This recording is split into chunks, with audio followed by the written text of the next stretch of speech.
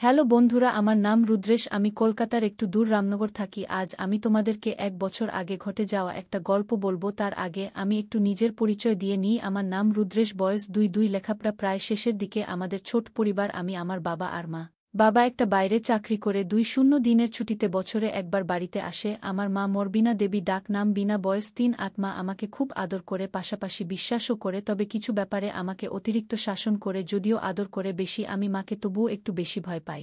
মার অবশ্য সময় কাটে পাশের বাড়ির মনীষা মাসির সাথে। উনারা আজ প্রায় 1 যুগ ধরে আমাদের পাশে আছেন। মাসির ব্যাপারে পরে বলছি, তার আগে বাড়িটার বর্ণনা দেই। আমাদের আর মাসির বাড়ি পাশাপাশি। বাইরে থেকে মনে হয় এক পাঁচিলের ভেতর দুটো বাড়ি। আমাদের বাড়ির দক্ষিণে একটা পাঁচিল, তার ওপারে মাসিদের বাড়ি, আমার ঘর একেবারে দক্ষিণে। আমার আর মার ঘরের মাঝে একটা বাথরুম, যদিও আমাদের বাইরে একটা কোলতলা আছে। রান্নাঘরও বাইরে, দুটো ঘরের 3 পাশে পাঁচিল আর মাঝে 4 এর একটা গলির সামনে উঠোন। পাঁচিলগুলো মাটি থেকে 9 ফিট উঁচু। মাসিদের বাড়িটাও একই ধাঁচের, 2 বাড়ির মধ্যবর্তী দেয়ালে একটা গেট আছে, যেটা দিয়ে আমরা একে অপরের বাড়িতে যাই। এবার মাসির কথায় আছি। আগেই বলেছি উনার নাম মনীষা, মার সমবয়সী। উনার একটাই মেয়ে, যার বিয়ে হলো 1 বছর হলো, আর থাকে চেন্নাইতে স্বামীর সাথে। মেসো থাকে বাইরে। মাসি পুরো একা, সেজন্যই মার সাথে তার জমে ভালো। মাসি আমাকে মার মাথায় আদর করে, তবে আমি কখনোই তাকে মা কিংবা মাসির চোখে দেখিনি। প্রথম যখন বইতে গল্প পড়েছিলাম, সেটি ছিল মাসিকে দেওয়ার গল্প। যে গল্পে মাসিটার বর্ণার সাথে মনীষা মাসির বেশ মিল ছিল। সেই থেকে শুরু। মাসিকে আমার কল্পনায় একটা জগৎ তৈরি করলাম। মাসিকে দেখলেই আমার গায়ে কাঁপুনি উঠত। এমনিতেই আমার মাঝ বয়সী নারীদের প্রতি বেশ দুর্বলতা ছিল, তাই মাসির সৌন্দর্য আমার অবস্থা খারাপ করে দিত। কিন্তু মার প্রতি কোনো যৌন অনুভূতি নেই। কিন্তু মাসির গলার আওয়াজ শুনলেই আমার বুক কাঁপতে থাকে। পরে ভাবলাম, হয়তো নিজের মা বলে তেমনটা ভাবতে পারি না যেমনটা মাসিকে নিয়ে ভাবি। আমি অনেকদিন ধরে ভাবছিলাম, যদি মাসিকে একা পাওয়া যেত। সেই সুযোগ চলেও এলো গত বছর মার্চের দিকে। কলকাতা থেকে খবর এলো আমার মার একমাস্ত দিদির মেয়ের বিয়ে। আমাদেরকে নিমন্ত্রণ করা হলো, কিন্তু আমার তখন পরীক্ষা চলছিল, এখনও 2টো পরীক্ষা বাকি। তো ঠিক হলো, মা যাবে, আমি থাকব। মাসিমা না আসা পর্যন্ত আমাদের বাড়িতেই থাকবে, আমার দেখাশোনার জন্য। মাত্র 3-4 দিনের ব্যাপার। তো মা চলে গেল, আর আমিও তৈরি হতে লাগলাম আমার উকি মারার মিশন কমপ্লিট করার জন্য। আমি আমার ডিজিটাল ক্যামেরাটা রেডি রাখলাম। প্রথম 2 দিন পরীক্ষার জন্য এত ব্যস্ত ছিলাম যে কোনো কাজ করার উপায় ছিল না। পরের দিন দুপুরে আমি খেয়ে দেয়ে মাসিকে বাইরে যাবার নাম করে বেরোলাম। মাসি মার ঘরে। একটু পর আমি আলতো করে গেট খুলে ঢুকলাম। তারপর আমার ঘরের দক্ষিণ পাশের গলি দিয়ে ঢুকে বাড়ির পেছন গলি হয়ে উত্তরে মার ঘরের কাছে গেলাম। মার ঘরে 2টো জানালা, একটা উত্তরে আরেকটা পশ্চিমে। আমি পশ্চিমের জানালার নিচে বসে আছি, জানালার পাশেই খাট। আমি আস্তে করে উকি দিয়ে দেখি মাসি খাটে পা ছড়িয়ে শুয়ে আছে। মাসি দেখলাম মোবাইলটা নিয়ে কাকে জেন কল করছে। একটু পর যা শুনলাম, হ্যালো বিনা, কিরে কি খবর তোর? আজ সন্ধ্যায় রওনা হবি বলিস কিরে? ভালো করে মাস্তি কর আর হ্যাশন, কাল আসার পথে একটা অলিভ অয়েলের কৌটো আর 6-7 প্যাকেট মৌজা নিয়ে আসিস। আমার আর কি খবর বল? তুই নেই, আর তার ফলে দেহটা একেবারে চুপসে গেছে রে। তাড়াতাড়ি আয়। Okay bye. মাসির এ কথা শুনে আমি আর কি উকি মারব, আমার মাথা বনবন করে ঘুরতে লাগলো। আমি এমন একটা নিরাপদ জায়গা খুঁজতে লাগলাম যেখান থেকে খুব নিরাপদে মার ঘরে উকি মারা যাবে। ভাবতে ভাবতে পেয়েও গেলাম বাথরুমের উপর একটু খালি জায়গা আছে। ওখানে উঠে হার্ডবোর্ড টেনে দিলে বাহির থেকে কেউ বুঝতেই পারবে না আমি এর ভেতর আছি। আর ভেন্টিলেটর দিয়ে মার ঘরটাও পুরো দেখতে পারবো। পশ্চিমে আরেকটা ভেন্টিলেটর আছে, যেটা দিয়ে হালকা বাতাস পাওয়া যাবে, তবে গরমে বেশ কষ্ট করতে হবে। তা হোক, অন্তত আসল ঘটনাটা তো জানতে হবে। আমি এবার তৈরি হতে লাগলাম, মা আসুক, তারপর দেখি কি করা যায়। আর যদি বেশি রিস্কি হয় ব্যাপারটা, তাহলে গলির ওখান দিয়ে জানালা উকি দিতে হবে। আমি প্রস্তুত। মা আগের দিন সন্ধ্যা রওনা দিলেও পৌঁছল আজ দুপুরে। বাড়িতে ঢুকে আমাকে দেখে একটা হাসি দিল, তবে সেই হাসি দেখেই বুঝতে পারলাম যে মা আমার অনেক ক্লান্ত। মা তার ঘরে ঢুকল, আমিও পেছন পেছন গেলাম। মা হ্যান্ডব্যাগটা বিছানা রেখে চুলের বাঁধন ছাড়তে ছাড়তে আমার টুকটাক খবরাখবর নীল। তারপর আমাকে বলল যে একটু মাসির সাথে দেখা করবে। এই বলে মাসির বাড়ির দিকে চলে গেল। আমি দৌড়ে গিয়ে বারান্দার দরজাটা লাগিয়ে মার ঘরে এসে হ্যান্ডব্যাগটা খুললাম। দেখলাম একটা ক্রিম 6 প্যাকেট মৌজা আর মার দরকারি কিছু জিনিস। এবার পাশের চেইনটা খুলতে আমি অবাক হয়ে গেলাম। আমার মাকে আমি আজ পর্যন্ত কখনো এটা না পরা অবস্থায় দেখিনি, আর উনি কিনা কলকাতা থেকে এসেছেন। এটা না পড়েই আমার মাথায় আরেকটা প্রশ্ন জাগল, বাসে যেখানে 4 ঘন্টা লাগে সেখানে এত দেরি হলো কেন? আমি ঠিক করলাম কোনো প্রশ্ন নয়, শুধু আড়াল থেকে দেখে যাব। আমি মার ব্যাগটা আগের মতো রেখে চলে এলাম। দুপুরে খেয়ে দেয়ে মা ঘুম দিল। আমার মায়ের ঘুম খুবই গাঢ়, তাই আমি এই ফাঁকে আমার কাজ এগিয়ে নিতে চাইলাম। বাবার একটা পুরানো লুঙ্গি নিলাম, ভিডিও রেকর্ডার এর ব্যাটারি চার্জ করলাম, আর একটা খালি বোতল জোগাড় করলাম। বিকেলে মা ঘুম থেকে উঠলে আমি মাকে বললাম যে আজ রাতে খেলা আছে, আমি আমার এক বন্ধুর বাড়িতে সবাই মিলে খেলা দেখব, তাই রাতে বাড়ি ফিরতে দেরি হবে। মা জিজ্ঞেস করল কত দেরি হবে। যেই আমি বললাম রাত 2টা কি 3টা, অমনি মার মুখটা খুশিতে উজ্জ্বল হয়ে উঠল। মা হেসে বলল ঠিক আছে। তারপর মাসির বাড়িতে গেল আর আমাকে বলল যাওয়ার আগে আমি যেন তালা লাগিয়ে যাই। আমি মাথা নেড়েসায় দিলাম। কিছুক্ষণ পর আমিও বেরোলাম, তবে ডুপ্লিকেট চাবি নিয়ে। কিছুক্ষণ পর আমি ফিরে আসলাম। এবার আমি আমার আস্তানা সাজাতে লাগলাম। বাথরুমের দরজার সামনে একটা স্টুল রেখে ওটার উপর দাঁড়িয়ে হার্ডবোর্ড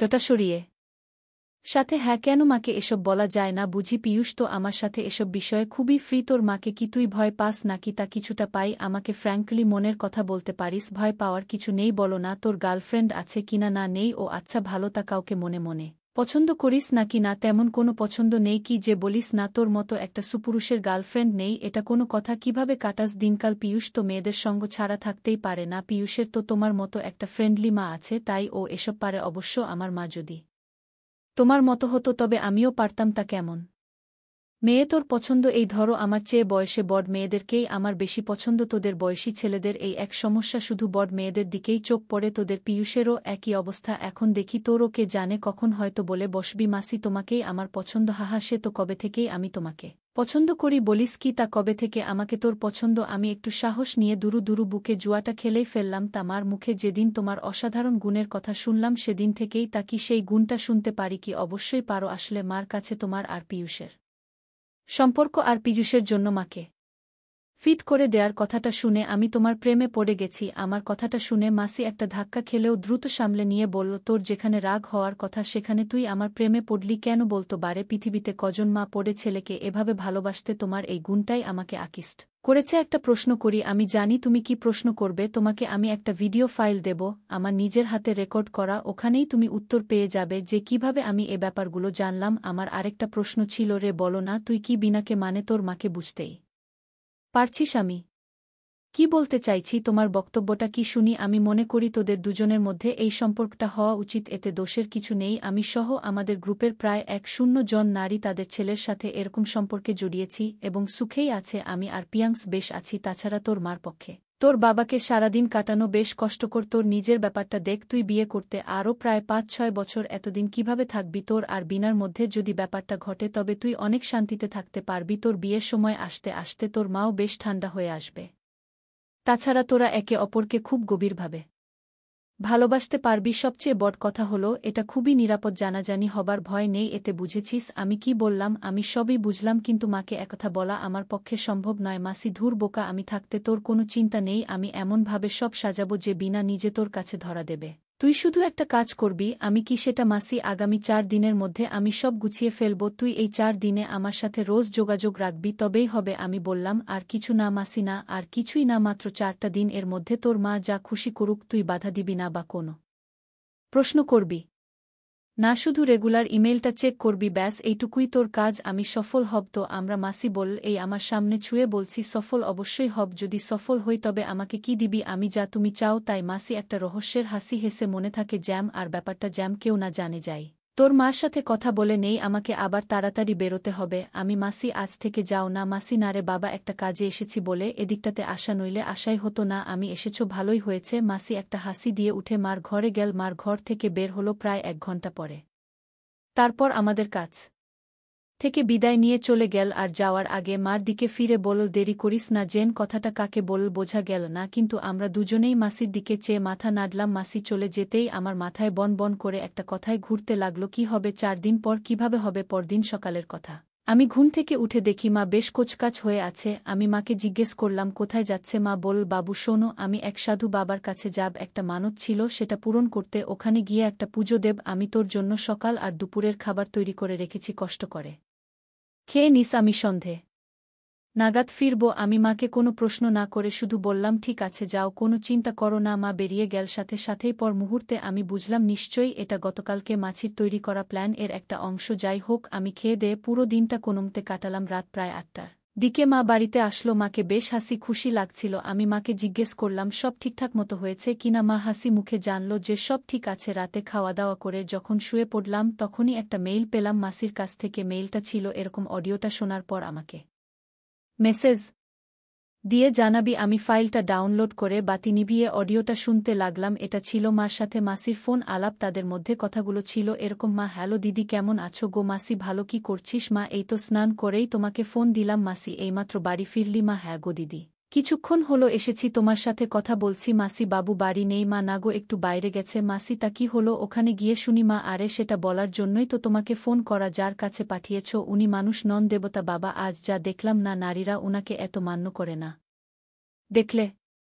জানতাম না মাসি। দেখলি তো, তুই তো যেতেই চাসনি, তা এবার বুঝ তাকে কি হলো বলো না। মা বলছি বাবা বলছি। প্রথমেই উনার আশ্রমে গিয়ে পৌঁছে মন্দিরে পুজো দিয়ে বাবার খাস কামরার কাছে গেলাম। সেখানে একজন নারী সব দেখভাল করছিলেন। উনি আমাকে আর আমার সাথে আরও 4 জনকে একটা আলাদা ঘর এনিয়ে গেলেন। আমাদেরকে সারিবদ্ধভাবে দাঁড় করিয়ে জিজ্ঞেস করলেন আমরা নতুন এসেছি বলে আমাদেরকে উনি কিছু শিখিয়ে পড়িয়ে দেবেন যাতে কোনো বেয়াদবি না হয়। আমি নিজের কৌতূহল চেপে রাখতে পারলাম না, উনাকে বলেই ফেললাম দিদি আপনি কি করে বুঝলেন ওখানকার 9 জনের ভেতর আমরাই নতুন এসেছি? উনি একটু হেসে বললেন আপনাদের পোশাক দেখেই আমরা সবাই একটু কৌতূহলী। হতেই উনি ব্যাপারটা খুলে বললেন আসলে বাবার সামনে সবসময় 2 টুকরো কাপড় পরে যেতে হয়, এর বেশি না। তাই আমি আপনাদেরকে ব্যাপারটা বলতে এসেছি। আপনারা যারা যারা পরে আছেন সেগুলো নামিয়ে ফেলুন আর গায়ে যে কোনো 2টো কাপড় রাখুন, কোনো লজ্জা পাবেন না। কাপড়গুলো ওপাশের বাক্সগুলোতে রেখে দিন, এখানে চুরির ভয় নেই।